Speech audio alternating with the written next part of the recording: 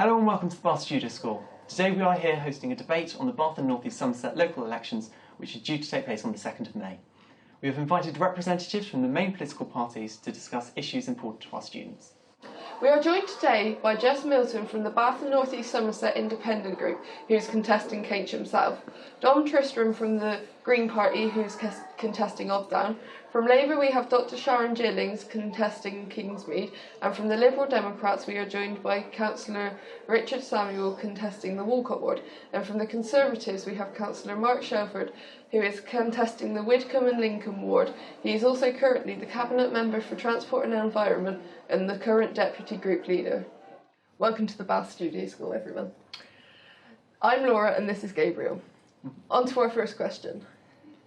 The environment is an important issue for our students and society at large.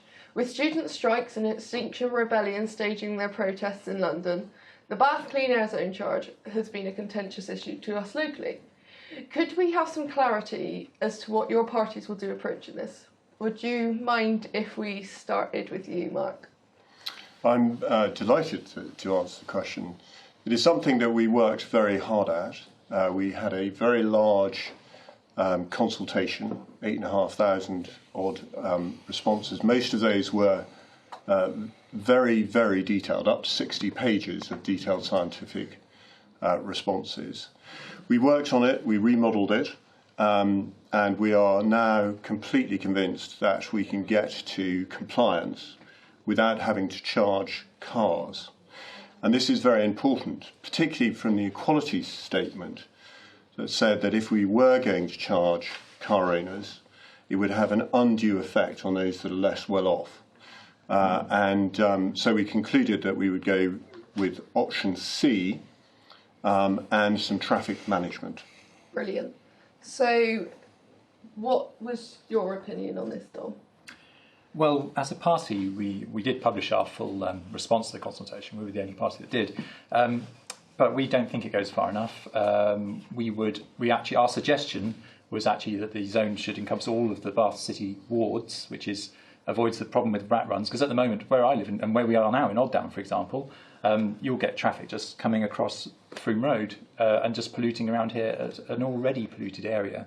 So you've got to stop that. But also, you do have to charge cars. At the moment, the proposal is to charge public transport. So what's going to happen there? The cost is going to be passed on to people using buses, who are the people doing the right thing. It's only right that people polluting pay. Polluter pays principle is a perfectly fine one. Let's grab that bull by the horns. Let's charge new diesels as well, because actually new diesels are more polluting with nitrous oxides than petrol cars. So let's use the scientific basis for who's charged. And if it does mean that there's a problem with people who can't afford to pay, then actually there are other things we can do, like grants, to get around that. Brilliant. So, Jess, what's your view on it? Yeah, likewise, we think that cars should be charged. People using public transport it needs to be more affordable for people to use those alternatives. You know, there are reasons why people drive into the city, and it's because it's still cheaper to park your car for the day if you have a family than it is to buy a bus ticket for everyone. Mm-hmm. So there are other things that need to be addressed as well if we're going to start charging car users. But as well, you could use the money raised from a stricter CAS to improve bus services and other public infrastructure. Brilliant. So, Sharon, Labour have some different views on this. Yes. Could you elaborate? Yeah, I mean, the first thing to say is that we understand it is an absolute crisis, and there are 40,000 premature deaths per year attributed to poor air quality, so we completely accept that something has to be done. What we also know is that we've known about the poor air pollution in Bath for the last 10 years, and we've had councils that have had opportunities to deal with that. And what we found is that we're in this position where we've got an external target with a deadline, and we've had to sort of come up with something quite drastic, and that's what led to the consultation before Christmas. If you look at the evidence, then there are a couple of areas where it does exceed the targets, and that's what led to the CAS-D proposal, because the question asked by the Conservatives was, what is the quickest way? Whereas if you look at the evidence with what is the fairest way, then that's what leads you into a much more holistic debate around what is public transport, how do we get that right, what is cycling, and what are the alternatives, which is why, whilst we completely recognise this is crucial and we absolutely have it as a priority, we would favour a CAS-C in the first instance, with all the mitigations, with speed and urgency to get the air quality that we all need. Brilliant, thank you. Richard, was there anything you'd like to add? I'd actually like to reframe the question. This has become narrowly framed into, do cars get charged or not? This is only a very small part of a much bigger problem. The problem starts with our UK government, who have completely ignored carbon dioxide emissions from cars, which form between a quarter and a third of all CO2 emissions. These are not even covered by this current proposal to regulate pollution in Bath. But turning to the nitrogen dioxide issue, this policy has to be led by evidence. There's no doubt about that. And the Conservatives have produced a proposal which they say is based on evidence. And as Sharon referred to a moment ago, that leads to results in the junction between Gay Street and George Street and in Cleveland Place in my ward, which are only marginally below the European limit. And just before everybody thinks that the European limit is a safe limit for nitrogen dioxide pollution, it is not. There is no level of nitrogen dioxide pollution that is safe. That is the bottom line.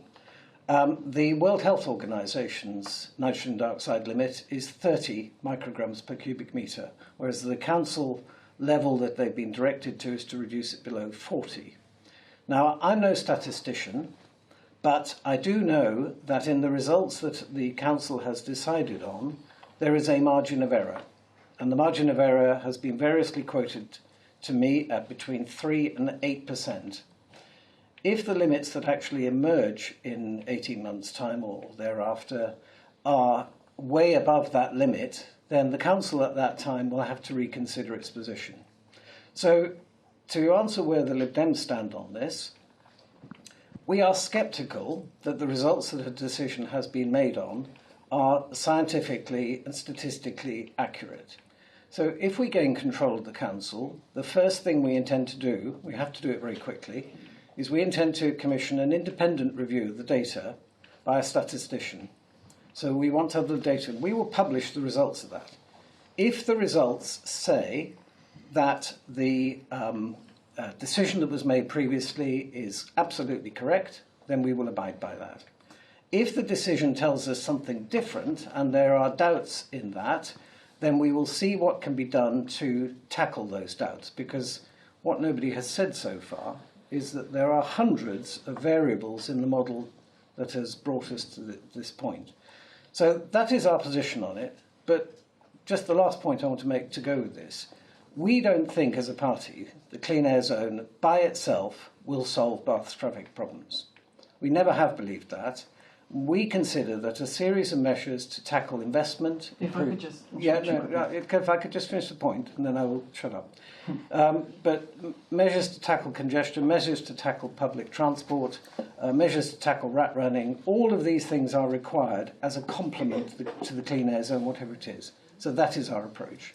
Brilliant, thank you. The question was about the clean air zone, not sorting out traffic and the congestion. Well, the two are indivisible.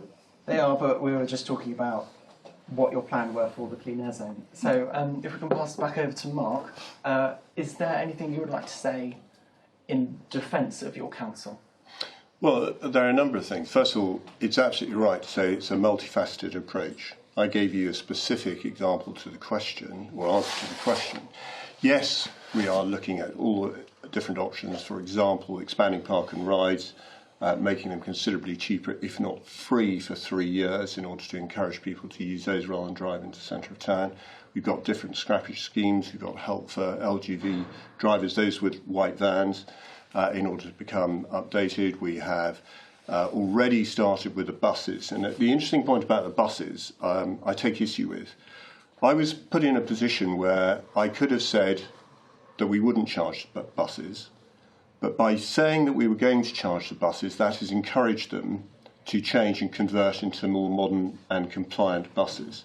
So government has given £12 million to First Bus, and in addition, First Bus has put in an additional £12 million in order to update their fleet. That would not have happened if we'd say we weren't going to charge public transport non-compliant public transport.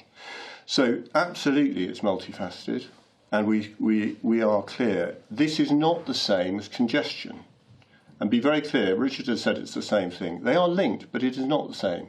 If you take a photograph today of Cleveland Bridge, you will see traffic nose to tail going across Cleveland Bridge because the traffic lights at the other end.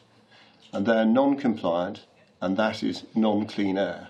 If in 10 years those are all electric cars, it'll be clean air, but we'll still have congestion. So understand the difference is very, very important, and I'm working on congestion as part of my transport portfolio. Brilliant, thank you very much. Could I make a clarification? Yes. Purely because I've said that we support a CAS-C, and actually what we find here is that we've all read the documents and have been thinking about nothing else for months and months and months, but actually for people watching this, they might not particularly understand what the difference between a CAS-D and a CAS-C is. So the CAS-C position would be about charging vehicles but excluding private cars.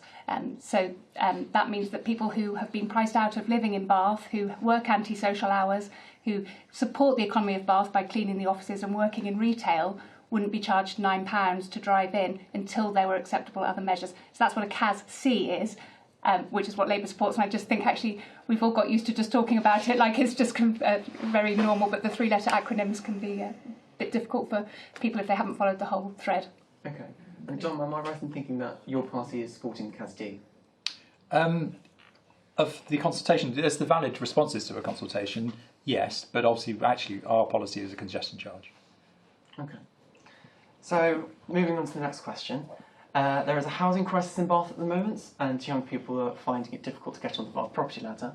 So what could be done to help fix this massive problem? So I'm going to go over to Richard first, I think. Is that that question? Okay, thank you. This is a massively complicated problem, and local politicians cannot solve all of it.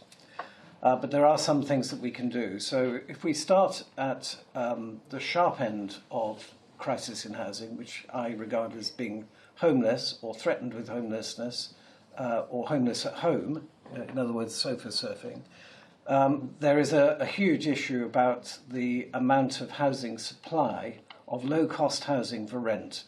Rents in the private sector are far too high, they are unregulated, and they have gone up and up and up over the years. So this has to be reversed in some shape or form. The current system of providing affordable housing on the back of planning developments is completely broken. It is a system that no longer works, and in this particular council area, having rents and purchase prices for low-cost home ownership linked to market values creates a nonsense of things that are clearly not affordable for anybody. Now, there is only one solution to this, in my view, and the Lib Dems are putting this forward. We intend to rebuild council housing in Bath and North East Somerset. The council hasn't done that for 20 years since it transferred its housing stock, and the main supplier of social housing now are the housing associations in the area, principally Curo. However, we think there is a role for the council in doing this, and we would like to return to the building of council housing. That will be difficult because the council has no longer got the expertise to do it, and so we will have to work out ways in which we can actually progress that. And land will be very difficult in Bath City because land prices are very difficult and very scarce. So that is the policy commitment we give. We're not putting a target on it as such because we don't know yet how difficult it will be. But we want to start building a modest amount of social housing. And by social housing, I don't mean affordable housing or housing association rents. I mean below that level. Okay. So that's our clear policy. Hopefully that will then begin to address some of the shortages, although I think it's going to take decades actually to address the balance. Okay. So, Jess, what do you think on this? Yeah, I mean, it's partially a housing crisis, partially a landlord crisis, and partially, it's a lot of intersections between people being on low-wage jobs. It's another multifaceted issue. Yes. So, as Big, we would love to really look over all of the council-owned land and see where the land is that we could build smaller houses on, so like tiny homes, for instance. And I know in Bristol there's a Bristol Tiny House movement, and they're trying to build communities where people can self-build naturally built homes, and it kind of addresses lots of different intersectional issues. So it could be families mixed in with older folks, so they can kind of take care of each other. You could grow your own food, and we want to take a bit more of a holistic approach to housing. Also, the similar kind of stuff about affordable housing actually being affordable to people on benefits, for example, and not 80% of market value. So the new flats being built down in town by the Sainsbury's there are going for about $500,000 and advertised as available for first-time buyers, which is obscene. There are a few other issues that link in with this. So Sharon mentioned earlier the people who have been priced out of Bath, and the main industries in Bath are tourism and hospitality, and on those wages you just can't afford to live in the city. And touching on the £500,000 houses that you mentioned just now, they're also being advertised for London commuters. So should the council be more prioritising people who live and work in Bath? I think it would be difficult to do that unless there were jobs to do for people. So certainly a lot of the people my age who I know are moving away because there's just not a career progression in this area in Bristol or in Bath. So we would also, would love to try to work closely with the universities and actually build space for companies to kind of incubate their business so that there would be kind of career progression opportunities for younger people, for example graduates who want to stay in Bath. And Mark, if I can ask you on these problems with career stagnation that Jess was just talking about. Well, there are three things that I think it's important to talk about. The first is that the West of England Combined Authority, one of the tasks of that is to build housing and infrastructure. And the new local plan is going to deliver 120,000 houses within the three council areas, including 30% of affordable housing. I absolutely agree, actually, with Councillor Samuel about the definition of what affordable is, and we need to work hard at that. And before we went into Purdah for the election, we tasked officers to look at building our own council houses again. So we are very sympathetic to that view. But there are immediate term stuff that we're doing. For example, the new development, Keys North and South, number of houses there, but importantly 2,900 jobs will come from that. It's the first time we've created office space within Bath and North East Somerset for 25 years. We're also looking at how universities and HMOs are dealt with. We want to reduce HMOs down, these are houses of multiple occupancy, down to 10% and not have sandwiched HMOs around people. So if you have your house in the middle and you've got two student houses either side or HMOs either side, it can be pretty unpleasant because they're quite... Students, I seem to recall when I was a student, quite loud and party at night. So we're trying to reduce that and get the balance right and make sure that the universities build accommodation within their own areas rather than within the town. Okay. Would you mind if I went over to Richard? As in the Liberal Democrat manifesto, it mentions extending the HMO licensing. What do you feel? Do I think it's a good thing? The distribution, the current regulation of HMOs is controlled in two ways. One by what's called an Article 4 direction, which basically allows the council to require new HMO owners or new HMO landlords in certain areas of the city to apply for planning consent if they wish to run an HMO. And that is being extended, as Mark says, and I think all parties support that. In my own ward, housing multi-occupation exist, but they are not a massive problem because many of the properties in the ward are so large that they would not lend themselves to family housing anyway, so they have been subdivided over the years. And there's nothing wrong with HMO property it provides a perfectly valid need in the market. It provides housing for people who want to share or want to, are happy to live with other people. So we shouldn't condemn it. It just needs to be regulated better.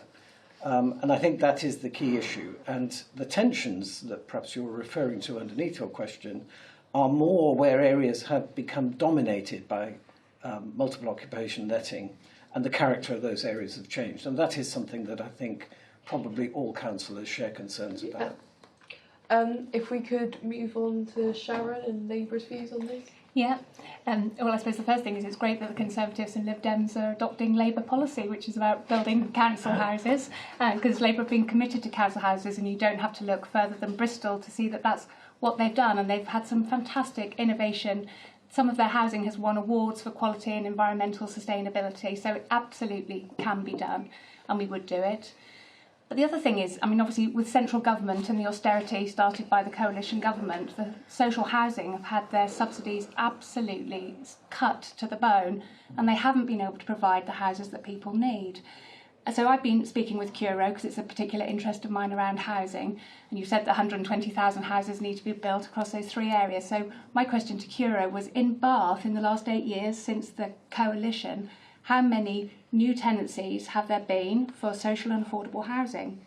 And it's 89. It's sobering. And also, what is also sobering is that they couldn't get that information readily because people haven't asked them for that number. So what we've got is we've handed over our housing stock to a housing association, and whilst they have good intention, they've been struggling, but they haven't perhaps had the necessary help and support from the council in terms of selling land for them that they need to develop. So there's all sorts of issues I do believe that a council could do differently. And the university is a great asset, but lifting the cap on student numbers again, which was under the Tory and Lib Dem government, has meant that we've got the balance wrong. Yeah. They're a huge asset, it is great, but you know, if the university continues to make more and more money by increasing student numbers, then that's where the balance goes wrong, and that doesn't benefit anyone. So there's all sorts of things that I think you could do practically as a council, and something absolutely has to happen. Okay. And now, Dom, can we get to your view on this? Yeah, well, it's nice that we all agree on building council houses. We've always thought that was entirely sensible, so good. Everyone's on the same page. I think it's worth reinforcing the point, HMOs aren't necessarily a bad thing. What we would like to see more is much tighter regulation on landlords and more restrictive planning applications. So at the moment, there's a very small minimum space per person required for an HMO. We'd like to see planning refused unless it's much higher than that. Because actually, a lot of the problems people have with HMOs, you know, broadly, are actually bad landlords, not the people in the HMO or the fact it's an HMO. So let's make it a slightly more, I'm not going to say unpleasant environment, but let's be much harder on landlords. Let's actually make being a landlord and buying as an investment a much less easy way to make money. Because what we're seeing at the moment is houses are built. Somebody with a lot of money will come and just buy loads of them and go, right, brilliant, I can make X% on that every year because there's more people looking to rent than there are places to rent. So I've got tons of money, I'll make sure I get all that money in. It's a terrible way to run the system. Let's make being a landlord really much harder. But also, while we're talking about building houses, obviously more needs to be affordable. Yeah. Let's link affordable to actual earnings rather than house prices. But actually, let's think about the way we build houses. At the moment, it's still everything I've seen recently when it's seeing what's proposed for BANES is boxes in a field, you know, standard 2 or 3 bedroom houses, own kitchen, own bathroom, whatever. Let's think about communal housing. Let's think about systems where people don't want to live on their own in a house with a spare room. What a waste of space and time and money. Let's get people living with shared communal facilities if they want. Let's get self-build going. Let's get communities where there's no cars allowed. Let's see all of these things happen, because actually the expensive sort of £300,000 box with just you in it with all this wasted space is not the thing most people want, and it's not what they can afford. Okay. And I'm going to pass over to Jess, because you look like you have something very big to say. I suppose just to echo that, actually, a lot of, you know, the nuclear family has changed, and usually it's not necessary to have sort of 3 bedrooms anymore.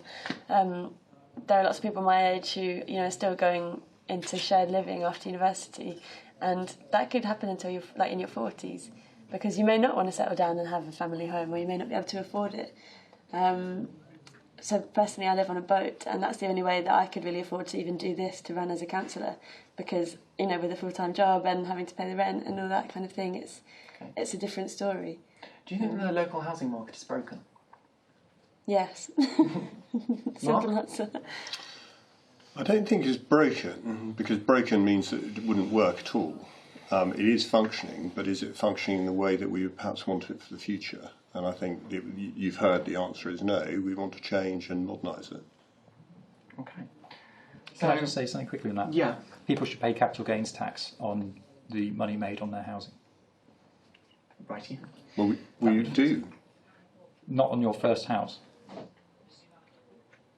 Okay. I sit corrected, but I think I've paid capital gains tax on every house I've sold. Brilliant. So, BANES have cut their arts budget and arts development team, and locally many music venues have been replaced by wine bars. So, do councillors believe music, drama and art are important in our society and our schools? What would you do about it as a council? Dom, if you wouldn't mind elaborating first. I don't know if anyone saw, it's on social media, but the Green Manifesto was flagged up as the best one for the arts yesterday by Bath Theatres, I think. So we're very pleased and proud about our commitment to the arts. Ultimately, there's too much of life, and as people at school, you know this. You are sort of told, oh, you must do STEM subjects, you must make money, you must do something worthwhile. And actually, what is life if it's not got the arts? What is life without drama and music and all the things that actually make life worth living? Not everyone wants to do, or not everyone should do, a STEM subject. Some people actually need to create the art that makes everyone else's life enjoyable. So at a very local level, as councillors, we would obviously promote as much as we could any art space. We would use the council's facilities as much as we are able to promote the arts. We would encourage all, it's just little sort of things that actually are relatively cost-free, but we would encourage council staff to get involved. You know, just an appreciation of the arts in the organisation that is running the local authority. Just, you have to get it down at every level. And actually Bath is quite good, and I don't mean to dismiss the efforts made by this administration and the previous one, and that we've got, you know, a healthy festival, we've got a number of festivals. But at the same time, when the cuts come, and the council has its hands tied because there's statutory services they've got to provide, and the arts are an easy one to cut, but we would have to look very carefully at whether that cut should be made, when actually maybe there's something that might seem more useful, but actually is going to do more harm to the people in the authority. The arts includes things like libraries, but really it's not just libraries, it's everything around it. It's people feeling that they have a creative output for their lives. Yeah. So in the Labour manifesto, we couldn't find anything relating to the arts and culture. Was there anything you'd like to add, Sharon? Yeah, well, first of all, I think that Dom's made an excellent case for supporting arts and culture, and absolutely, especially in terms of the library and facilities for people to use, Labour would support that, because it is more than just about essential services. And I think sort of Labour values are around sort of understanding what the benefit to society is. So rather than looking at the single budget and the single line and looking at the number at the bottom of that, just thinking about things more imaginatively. So sort of shared spaces where people can go that isn't retail, such as a library. It's so much more than just the pound sign on the bottom, which is harder to measure, so you do need to be a bit more imaginative. It's quite hard to put into crunchy manifestos, so congratulations to doing that. But yeah, we absolutely would support that. Brilliant, thank you. Mark, was there anything you'd like to add, obviously being in the current Yes, council? I mean, arts are important, and it's particularly important to Bath, and we're trying to resituate Bath with a view to being a well-being town, known for well-being. It's back to our heritage again, because with a number of retail shops closing, we need to find something that we can centre around which is unique to Bath, and that is one of the selling points. So arts are important, libraries are important, but unfortunately it comes down to budget and making hard choices. Remember, we inherited a 1.7 million hole in our budget for the whole of the 4 years each year, and have had to make £49 million saving over that period of time to make sure that we still continue to run essential services that are regulated by central government, but not necessarily given money by central government to do those services. 82% of our entire budget goes on looking after the elderly and young people, social health care. And that's a phenomenal amount, leaving a very small amount, 18%, to do everything else from rubbish, etc. So arts are important, but they have to be balanced against all the other priorities. Have you not, sorry, Laura, but has the Conservative Council not cut 100% of arts funding? I can't give you an answer to that because it's not my side of the house, so I'll get back to you on that. Okay, so Jess? Yeah, I mean, just to respond to that, there's research been done in Bath to suggest that for every pound invested in the arts, you get more back in the economy, so actually even the financial argument doesn't really hold up. And secondly, people use the arts to express themselves, and we talked about not doing STEM subjects earlier. You know, the arts in school and throughout the start of your life really can be such a powerful tool. And if that tool isn't made available to young people, then there may well be kind of knock-on effects for people's mental health, which then cause more cost later in life. So I think, yeah, the financial argument isn't really there. And also just from a kind of personal perspective, the arts are there to be enjoyed and they make life more full. And Bath had such a thriving art scene. And now, yeah, lots of bands won't play here because they can't get paid for gigs. There's a lot of galleries, but I don't know, there's definitely a couple just closed down recently. And it's a really sad state of affairs, actually, if there's a place such as Bath, which is a heritage city and it's beautiful, and the arts can't be funded. And in Keynsham, where I'm standing, there's Community at 67, which is an amazing hub for creative activities, but it's all voluntary.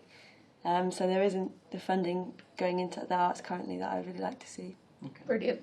So, Richard, in the Liberal Democrat manifesto, we found a segment which we felt was promising about this, because in the Liberal Democrat manifesto it mentioned that you would work to keep the arts in BANES thriving. Have you got anything you'd like to add? I think the point at which we have arrived at is that our politicians seem to know the price of everything and the value of very little. The cut that Mark can't remember is actually the Arts Development Unit, and it is being closed. So that means the facilitating capacity the council has to support the arts will be disappearing. Sadly, this is not unique to Bath North East Somerset. Many local authorities are finding that as this is not a statutory service, it's at the bottom of the pile and it's getting cut or reduced. The concerns that then generate is that certain aspects of the arts become very elitist and not available to people on lower incomes. So if any of you go to the Theatre Royal, you will see that the ticket prices there have crept up inexorably, and it's certainly no longer affordable to anybody on a low income. And this is what happens, is that access to the arts is removed from people who cannot afford to pay.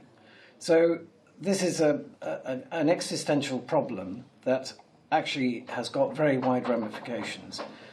I don't think I can sit here and promise that there will suddenly be a revival of arts funding if Lib Dems take control of the council, because the reality is the Conservatives are going to leave a black hole in the budget of many millions of pounds and unfound savings, despite what they say about what they inherited in 2015. So this is a really difficult problem. However, we should also recognise Bath actually does have a very thriving art scene that survives without the council. There are many musical locations where music takes place. The council is not involved in these at all. And as I think Dom said at the beginning, we have a pretty good festival scene compared with many cities. However, I think for a personal view, I think we will try and do everything we can to support the arts, but I think it is probably inevitable that there will be some contraction in what we can do over the coming years. And unless the government radically changes and finally recognises that local authority funding has got to be restored, then we are going to have difficulty doing that. Okay. You also say in your manifesto that you will work with the cultural sector. Yeah. So is that not a cause for optimism? We will have to work with the sector, because that is the only way we are going to be able to help. There are lots of things the council can do apart from handing cash out. We can for example, I heard when I was canvassing a few months ago that the council regularly organises road closures for events. And that's, although some of that is charged back and those charges have been increasing, it's that kind of thing that can be done. And we can give help in kind at times. But I am with Mark on this. The financial climate is very, very challenging indeed. And it's no good for politicians to stand up and pretend that things can be done when actually they can't be. Okay, brilliant. So moving on to our next point, there are currently several people wanting to know about the school academy system. A lot of people have questions about how they're being run.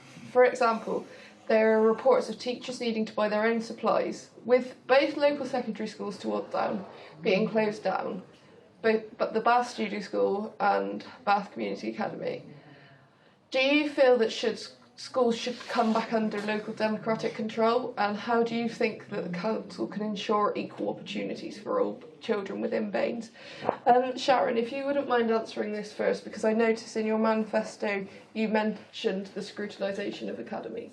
Yeah, absolutely, and exactly where you are now, you have really felt the problems that result from having lack of control and overview and scrutiny of the system. And it's really easy for people to say, oh, the price, school funding has increased. But if you look at the per pupil funding, so if you look down into the detail of school funding, it has just gone down and down and down. And it's just extraordinary, isn't it, that teachers are under this huge pressure and can't even sort of have the essential things they need to teach.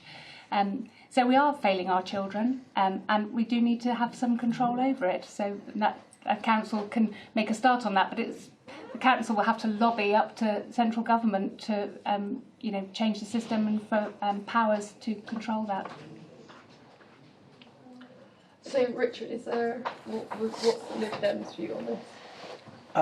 This is a terrible but sadly predictable position.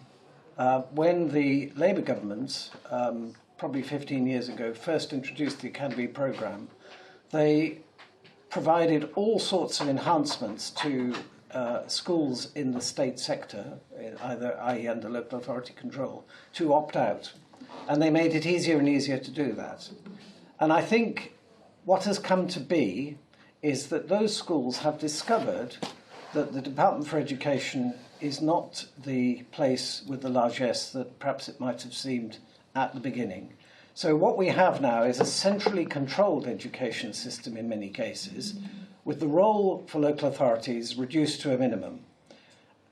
I am actually old enough to remember that the most powerful committees in local authorities used to be the Education Committee, where councillors who were elected by their communities made the decisions about the shape and form of their schools.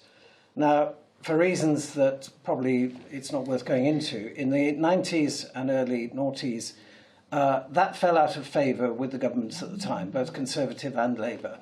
And this is where the Academy programme came from.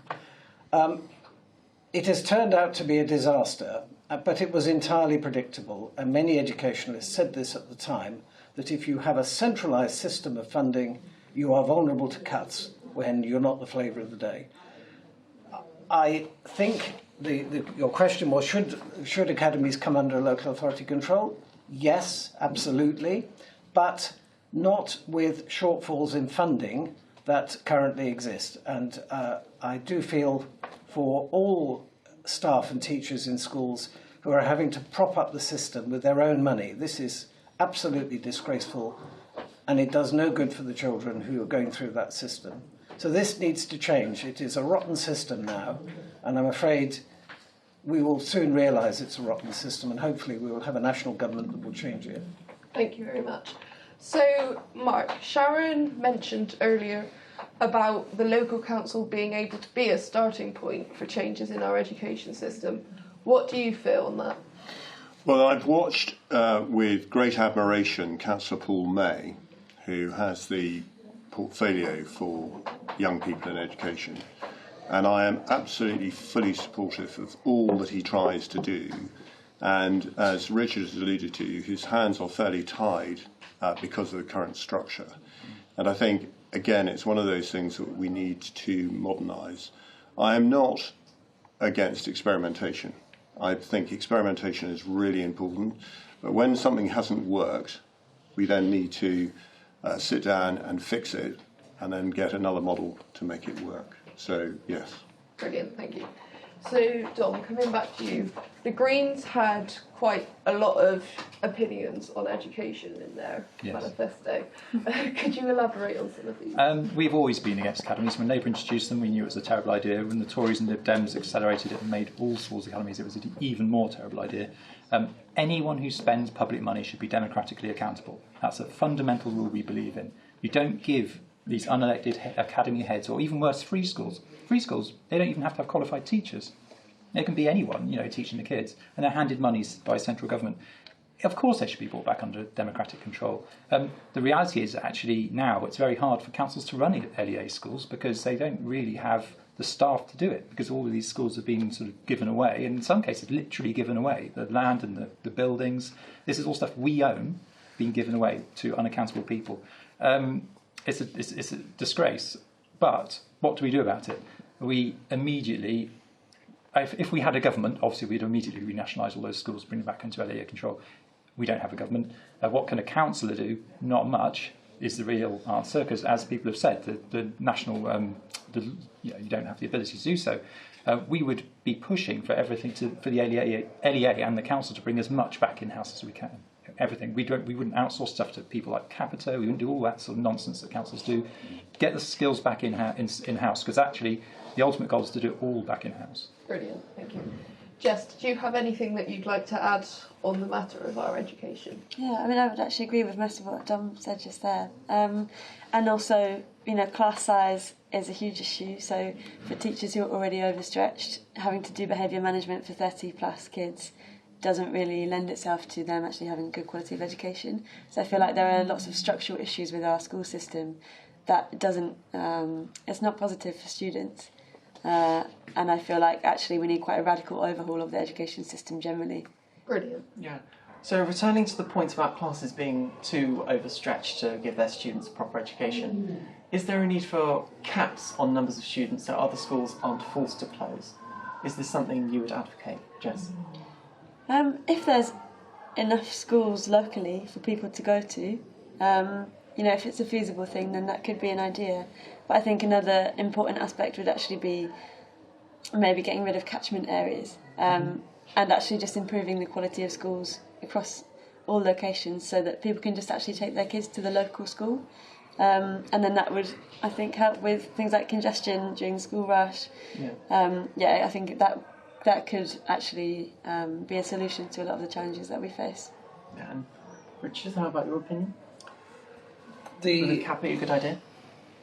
Well, what I would say is that the planning of school places is something that is quite a long-term process.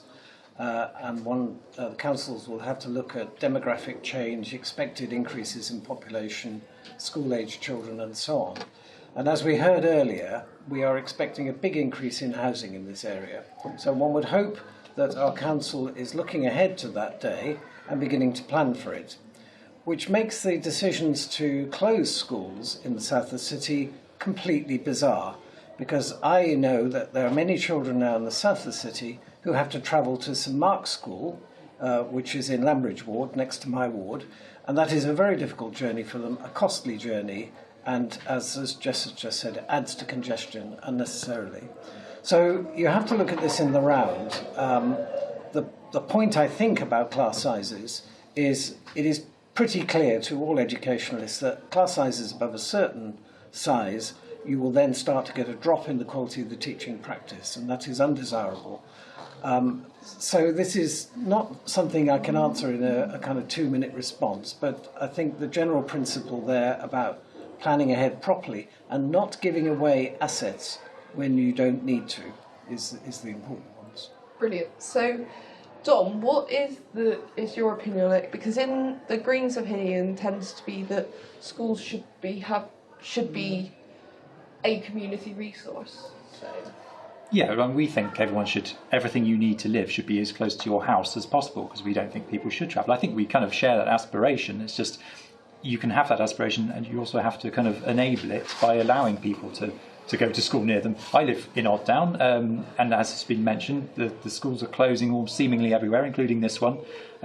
What are they going to be like by the time my children are secondary school age? Who knows? It's almost impossible to plan. But there's a good chance they'll sell some off. You know, there's these assets that are there. The council is cash strapped. What's it going to do? Is it going to raise taxes, cut essential services, or sell a building that's empty? They may well sell a building that's empty. And then when it comes to needing those places, which it will, what's it going to do then? It's probably going to build a new one with PFI, massively expensively. You know, it's short-term thinking, partly down to electoral cycles and people not being responsible for what happens 4 years after they're in, but also just because it's forced upon them because they don't have the resources to just keep buildings empty. So make people go to local schools. I mean, the tyranny of choice. You shouldn't have to choose your hospital. You shouldn't have to choose your school. Your local one should be the best one. Yeah. So going on from that, the Conservative opinion appears to be that they need to reduce the commuting distance that children have to take. What's your view on this, Mark? I'm fully supportive in the circular economy, the fact that everything should be close, as Dom has just said, and that they should all be of the highest standard, so that, yes, parents should have choice, but the choice should be obvious, that it should be the local place. And I would just say that currently, Bath and North East Somerset, all schools in Bath and North East Somerset are either at 88% good or outstanding as graded by Ofsted. So in the West, that is a phenomenal record and something we should be very proud of. But in short, yes, make the journeys shorter. Okay, in your manifesto, the Conservatives also want to encourage proposals for a skills academy in Bath. You're in one now. So is there nothing that can be done to help keep this sort of education alive in Bath? I won't talk about the specific of this school because it's not within my remit to do so, and it's a decision made by the Secretary of State for Education. But the general principle under the West of England Combined Authority for Skills and Training is absolutely we need to have an academy and a number of academies that do those skills, and we're very supportive of that. Well, we were talking about bringing schools under council control. Do you think Skills Academy would be under council control, or would it be as part of an academy system like many other schools? Well, I don't want to define an answer until the research has been done, and depends on the West of England Combined Authority of how we will take that stage, what the next stage of that development will be. Okay, and Sharon? Yeah, absolutely, because people do want, excuse me, they want a local school and they want a good school, sorry. And actually it was the work of a Labour councillor recently, Joe Raymond, who exposed an unfair admissions policy in one of the secondary schools in Bath that went to judicial review, and it was found to be unfair. And that was sucking people from the other side of Bath and sort of creating a sort of circular pattern of transport around. So I think there is something that the council could do and actually look at what the practices are now, because actually when this was looked at, it was found to be a problem. Yeah, absolutely. People don't want to travel, but we need to give them the opportunity to go to their local school. Okay, and now onto another question.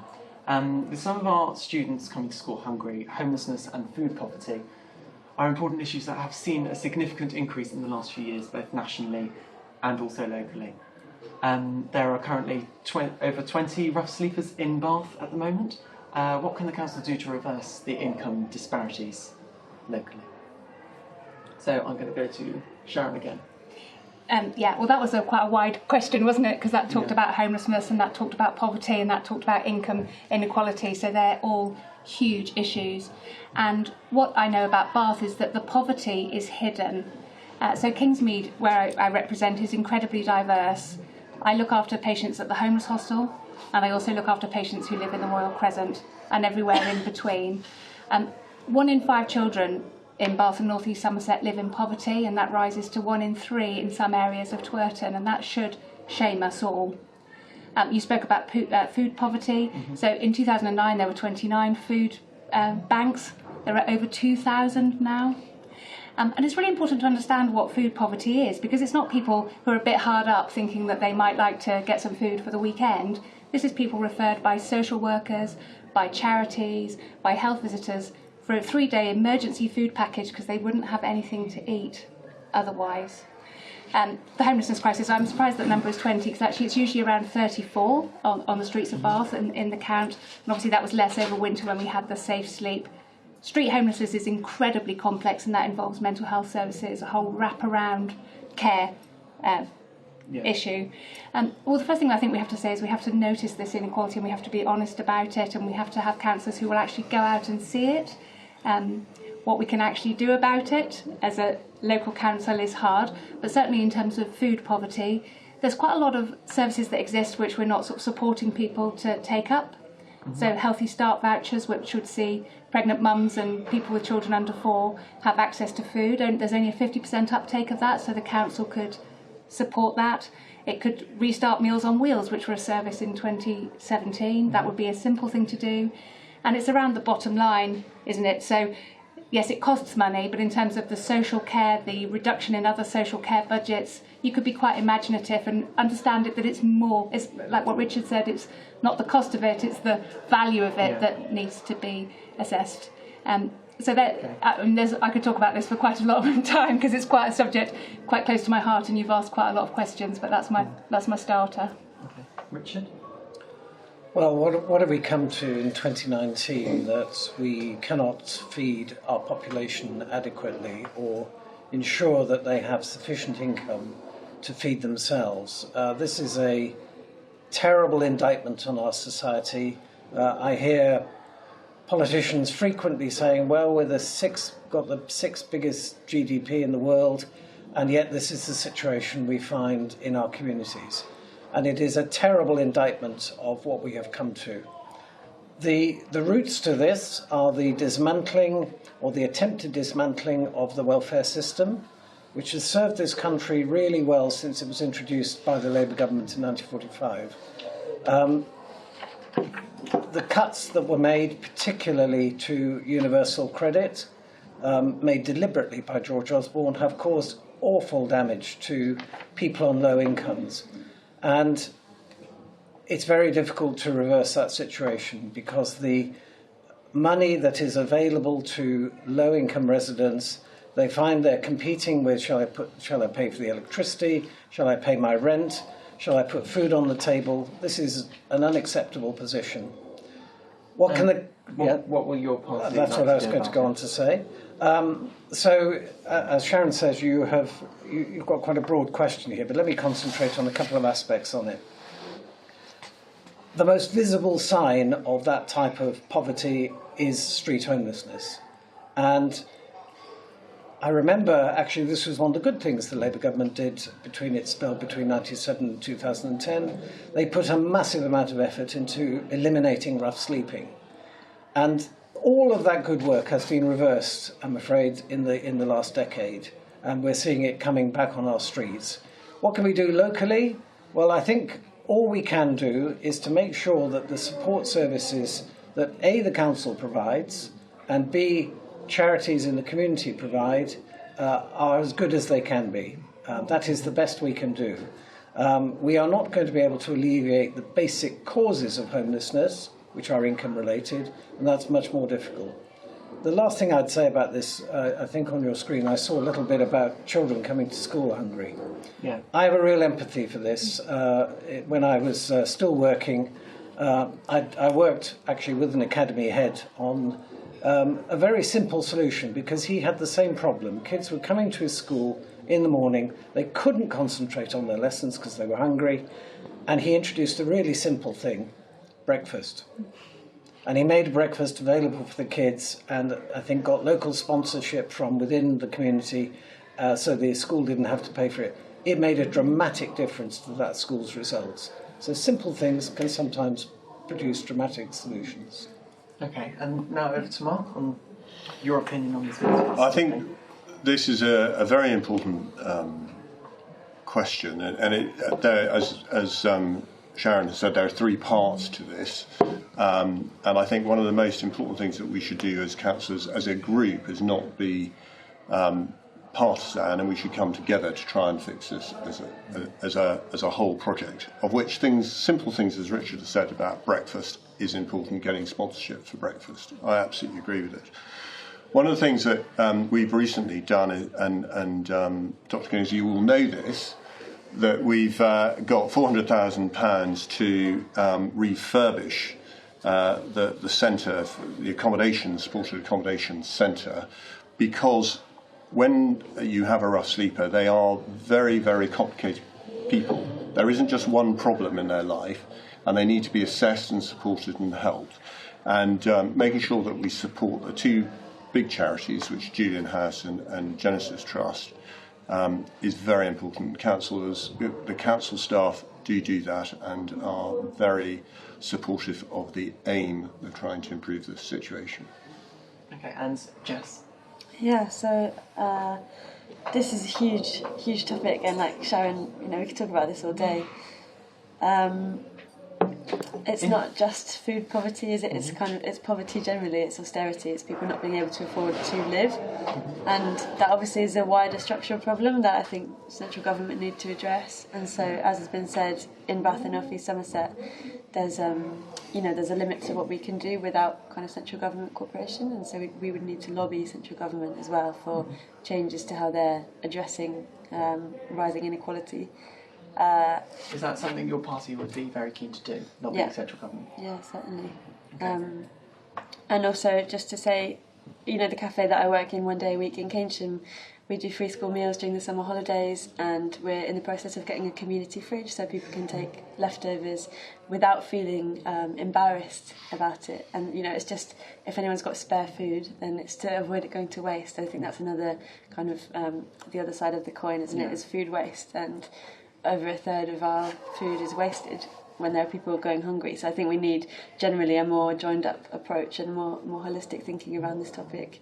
And it shouldn't come down to like local businesses or members of the community volunteering or sponsoring meals for other people to eat. That should be kind of a basic standard of living. Yeah. Now, Dom, what Jess was saying just now about communal help with dealing with hunger, that sounds like a really interesting idea. What's your thoughts on this? Yeah, absolutely. I mean, I think we have to be very careful not to make these things sound like something that the council has no responsibility for. Mm-hmm. So communal, yes. Community, yes. Not. I'm very wary of anything to do with sponsorship or any sort of commercial interest. Obviously, as a society, nobody should be hungry. As somebody said, we're the sixth richest country in the world. It's crazy. They are. The council has a limited ability to address this. Like kids come to school hungry. There are school meals, free school meals for people who need them, and for all year 1 and 2s, I think. I'd like to see that for all school children, and I would like to see school meals being mandatory, because I know of, personally, I don't know how common this is, children who are malnourished, but their parents, for whatever reason, don't let them have school meals. Yeah. So you do get people slipping through the net. So make it mandatory, make them nutritious. Going on, again, the very broad subject of all these other things you brought up. Homelessness, I don't think we'll ever eliminate completely for various reasons. As everyone here knows, people are homeless for many, many different reasons. Some people are having a mental health crisis. Some people actually choose to, very small number, but there'll always be a small number. Just you have to have the facilities there for them to use, and you've got to make sure they're safe. My concern is the number of people who are having a mental health crisis who are homeless. But you have to remember at the same time, there's a lot of people in this country who are apparently affluent who are one mortgage payment away from being homeless. It could be any one of us, and the support just isn't there a lot of the time. Again, what can the council do? They can advertise. Like, for example, I didn't know about the vouchers you can buy, the Julian House vouchers, I think, or Genesis Trust, the way you can give them to people who are homeless and they can use them to get accommodation. That wasn't until I went in and actually found out about that myself. The council should be telling people about that. Yeah. And I think most people, if they get with their council tax bill, are things saying, how about getting some of these vouchers that you can give to homeless people? I mean, it's not a brilliant solution, but it's a solution. I mean, people will know that there's these ways they can help personally. So again, putting it into the community without depending on sponsorship. And Sharon, you look as if you would Yeah, like or just to say say one that thing you quickly. don't. There's no charge for staying in Julian House Hostel. There's no voucher needed, and it is completely free. Occasionally, there's a waiting list, but there is no charge for that. So I just thought. I'd make Okay, that. but the vouchers are useful things, right, for somewhere. Well, I've worked there for over a year, and I've never heard of a voucher system. So I think that because actually there's quite a lot of services that are available, and people are directed to them, but it's actually open access at the point where they attend. Yeah. Okay. And I suppose the other thing that a council could do very specifically and immediately would be to pay their staff the living wage and ensure that the contracts that they have with every work that they outsource are also living wage employers. Because I think actually the main thrust of your question was, what can a council do to address the inequality in income? So sorry, my first answer was quite short, but that really sort of underpins sort of Labour policy. Brilliant. We've also received some questions from the general public through Twitter, and we'd like to put some of these to you. Our Bath on Twitter has asked, with no one party or group expected to have overall control of the council, which party or group would you most expect your party or group to try and form a coalition with, and why? And Dom, if you'd like to start us off. Firstly, I don't agree with that analysis. I did see it. I think they are very generous to certain groups who they support. I think I fully expect the Liberal Democrats to control the council with a sizable majority. As Greens, we would work with anyone who we agree with. We're not tribal. If somebody proposed a motion we agreed with, we'd vote for it, and if we didn't agree with it, we wouldn't vote for it, just as we have for the last 4 or 5 years. I don't think it helps anyone to say we would never work with these people or we would always work with those people. It leads to all sorts of really bizarre situations like you see nationally with the DUP and that sort of thing. So keep it to the issues, work with people where... And because we can agree on all sorts of things where necessary. And equally, we'll never agree with some of these guys on other things. So we would work with everyone where it's in the common interest. Okay, brilliant. Richard, what would you... Well, the answer to the question, of course, will be decided by the electorate on Thursday. And there are a number of scenarios I can envisage. The magic number for any party wishing to have an overall majority in the council is 30. Right. That will create a majority of one over all other parties. And in that environment, whoever gets to that number has got a straightforward way forward. They don't need to form a coalition with anybody else. Parties that fall short of that magic number will then have to see if they can get their leader elected as the leader of the council. And once that has happened, the leader of the council can appoint a cabinet. And the cabinets, as Mark will know because he's a cabinet member, actually do probably 95% of the business of the council. But some things are reserved to the whole council, such as the budget and so on. So control of the cabinet is the way you get to do things.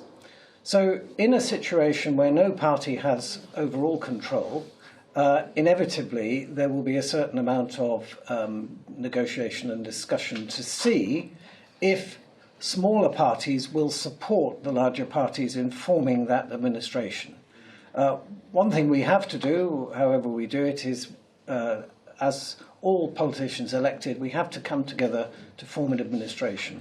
So it's very difficult to hypothesize about this because the closer or further away you get from that magic number, the discussion and dialogue is different. And of course, we don't know the distribution of seats between the parties that are standing. So it's a bit, other than telling you how it'll work, I don't really want to hypothesize. Okay. And Mark, do you have any... I agree with what Richard has said. The only thing I would add is that I think it's important that the cabinet is made up of a mix of both North East Somerset and of Bath councillors. It's also a mix of sexes in there, and if we have any minorities, some minority representation in there as well. Okay. And it depends on the outcome of the election, will depend on what people will be chosen from. It shouldn't just be people like me. Jess, do you have any preferences? Yeah, likewise, we've worked with everyone that we can, really. And I think especially one of the things that BIG would really like to see is more engagement with the community from the ground up, and not just all the decision making happening in the council chambers. Brilliant, The more of that we can do, the better. Thank you. And Sharon, what would you... Well, certainly canvassing in Kingsmead doesn't support Dom's assertion that it will be a clear Lib Dem majority. I think it's going to be really interesting, but that's not my view. I think we absolutely have to focus on still pushing all our efforts into winning those seats that we need, and it will be some interesting conversations on Friday. Brilliant. Okay, another Twitter question from Caroline Ambrose, at Cara Ambrose. She has asked, local authorities are legally required to provide comprehensive public library services for all residents. While the national average is 1 library for every 18,000 residents, BANES now has just 3 public libraries, which is 1 library per 60,000 residents. Is this acceptable, Jess? No. No, and kind of what we've talked about during this session, you know, libraries and provision of the arts are so key for improving people's mental health, improving people's attainment at school, and then it kind of leads on to what we were just talking about with homelessness and, you know, income inequality. And I think actually libraries, not only do they have such an amazing resource for people to go and read and learn and be around books, but it's also, as Sharon mentioned earlier, it's a free place that people can stay without being required to buy anything. So yeah, we need to invest in our libraries. Absolutely. Mark? Well, we've secured the 3 central libraries, and we've opened 9, or about to open 9 community libraries within Bath and North East Somerset.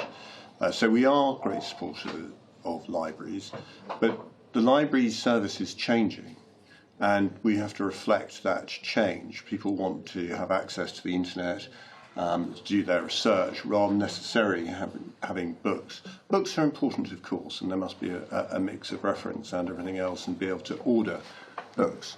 The mobile library for the people in North East Somerset is also terribly important, and we just invested £120,000 on supporting a new mobile library. So the short answer is libraries are important. We're doing a lot to keep them. Brilliant, thank you. Richard? Well, this is a very mixed picture. I have been a strong opponent of the plans to merge the one-stop shop with Bath Central Library, and have been I found out a lot of things as that has gone through the processes over the last few years. It remains one of those projects that has stalled, and I think I've heard the leader of the council say that he intends to revive that if the Conservatives get control of the council. So I'll come back to that in a second. The mobile library, I'm very pleased to see that we actually finally are going to have a new vehicle, because the year before last, the library was off the road for 66 days out of the working days through the year, out of the 220 or so, because the old vehicle was well beyond its economic life. And the problem that created was that it was just not turning up, and people stop using things if they don't turn up. So I'm very pleased that that's happened. And although this might surprise some, I'm actually quite supportive of the moves to create new libraries in places there weren't, and that those are run from within those communities. That is an expansion of the service, and it's a good thing. But let me come back to Bath Central Library and the libraries within the city. I am very unhappy about the increasing reliance on volunteers to run those libraries, and the idea that you are given a cash deal and you're told to run them.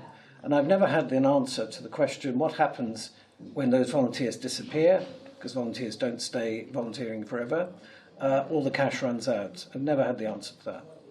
Finally, the Bath Central Library. We are highly unlikely as an administration to continue with the Conservative project. In fact, what we think ought to happen is that the project should be cancelled and the decision made to begin to reinvest in Bath Central Library. I see no case now for moving the one-stop shop because the workloads have dropped, and that is acknowledged by the council. And I think the case for merging the two services has now largely disappeared. So I think it's a project we're unlikely to do, especially as it involves borrowing over £3 million to do it. But is there a future for library service? Absolutely, because it is a key resource that many, many people use, and we should support it and continue to support it, and I think that's something we will try and do. Okay. Sharon? Yeah, I mean, libraries are hugely important, aren't they? Because they level the playing field for everybody. Everybody has got the equal opportunity of access for knowledge, and also IT and technology. And actually, so much now is you have to apply online, even for your benefits. So if you don't have that service, which is run by professional librarians and properly funded, then you're just reducing opportunity for those who have got nowhere else to get those services. So it is absolutely crucial. Labour would support the libraries, and again, just to reiterate, that is that safe space for people to exist. And Dom? Yeah, I mean, the original metric sounded a bit odd, libraries per person. Was it? Or I think a more important metric would be distance to library for each person in BANES. So we would have no plans to move Bath Central Library. It's a perfectly sensible building to have it in. It's custom made and everything. But beyond that, we'd actually like to have smaller sort of, you can live in one of the villages and towns in the rest of BANES and be quite a long way. You can have, there's the mobile library, which is brilliant, which I fully support. But libraries, can order books between them. So actually, there's no real reason to have an enormous library with loads of books in it on your doorstep. Yes, there's a central one, but then there should be satellite libraries, and there are. This is kind of how it works. But it's not the books. The books are important, but people shouldn't get distracted by number of books in each little library, because it's, as has been said, the space. And I'd like to see the council being creative for these spaces. There's a huge appetite that people have for startup industries, somewhere to sit and work, somewhere to plug a laptop in and use the Wi-Fi, that sort of thing. So it's not just important stuff like filling in your forms for benefits and stuff, but also people who are entrepreneurs, potential entrepreneurs, who've got nowhere to sit, they can't afford to go to one of these private shared workspaces.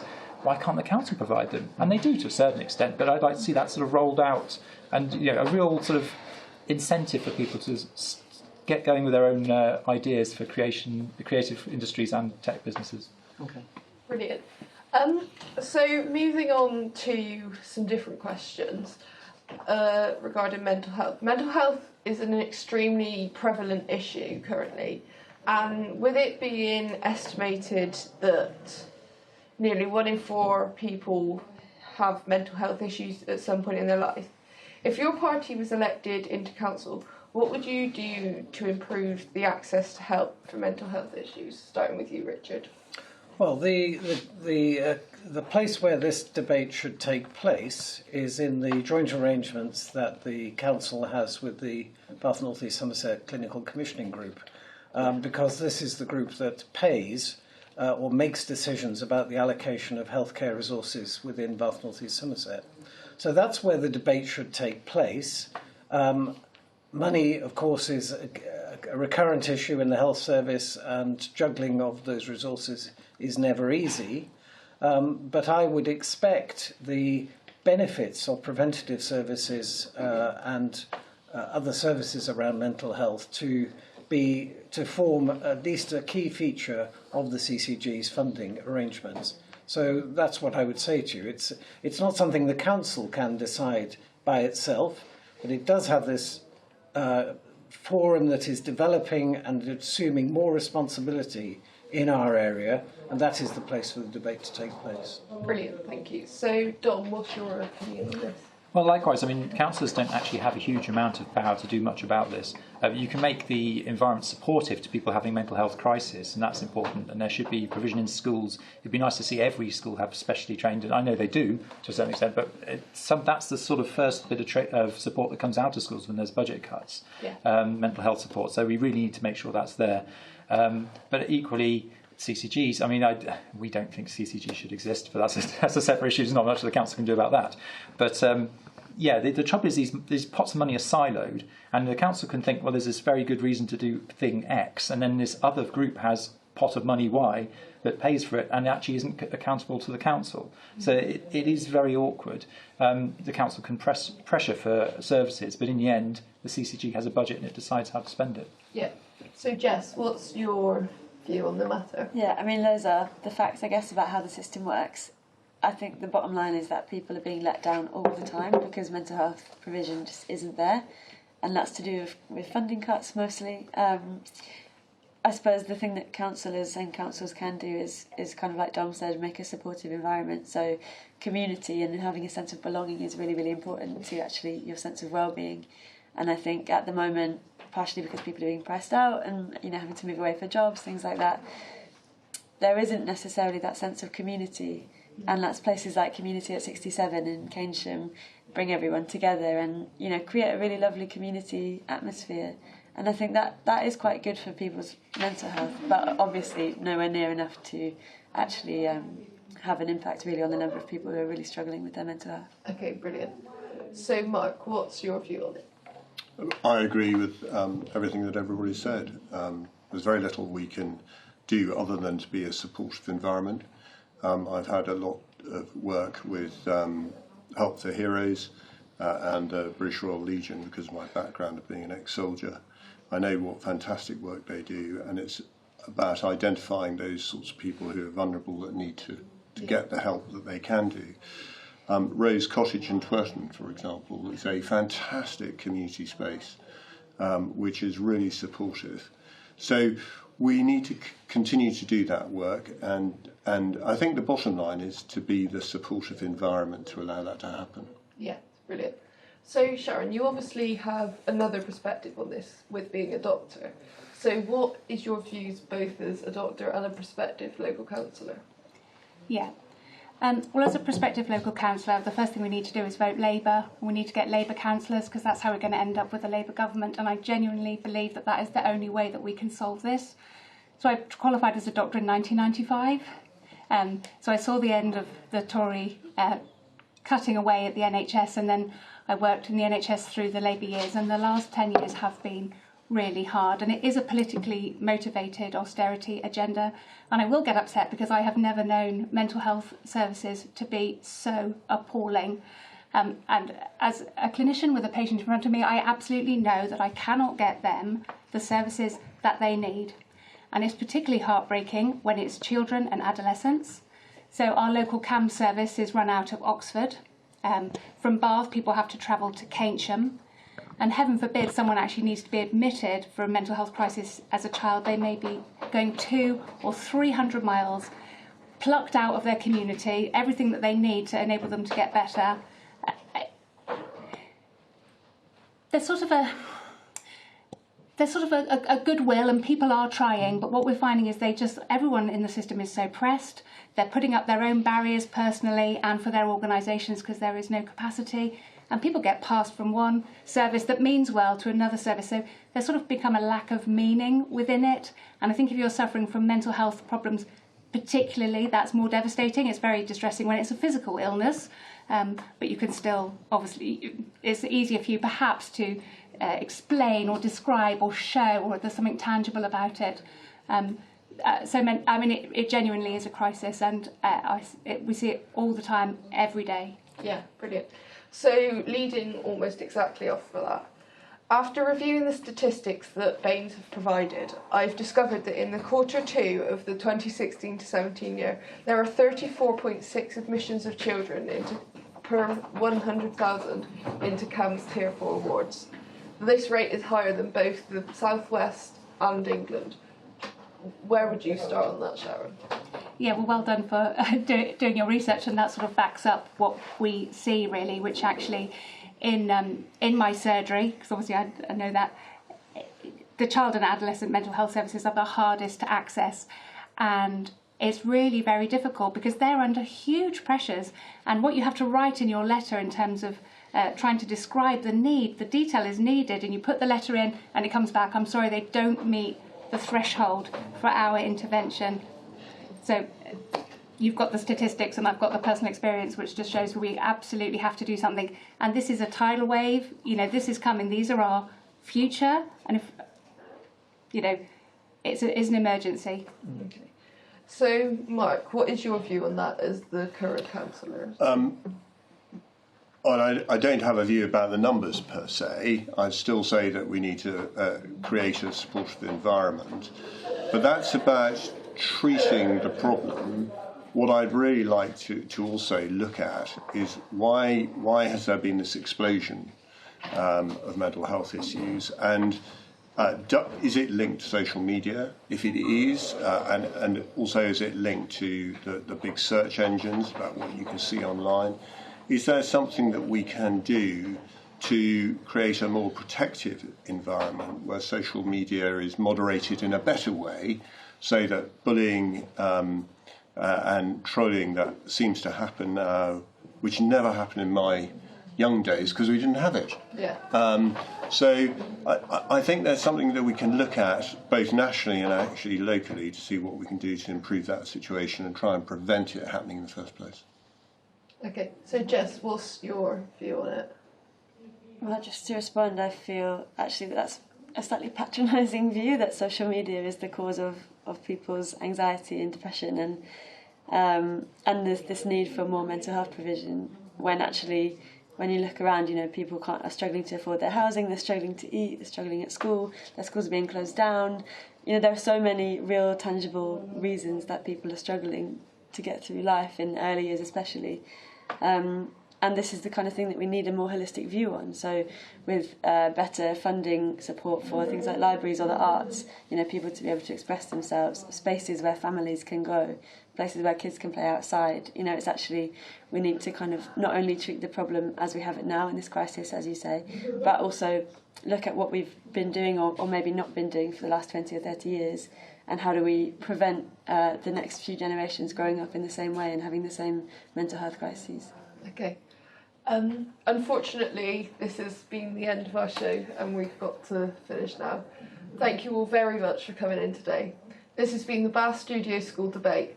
Many thanks to all of our candidates and the public for your questions. It's been a pleasure. Thank you. Thank you, everyone. Thank you. Well done. Well done. Thank you.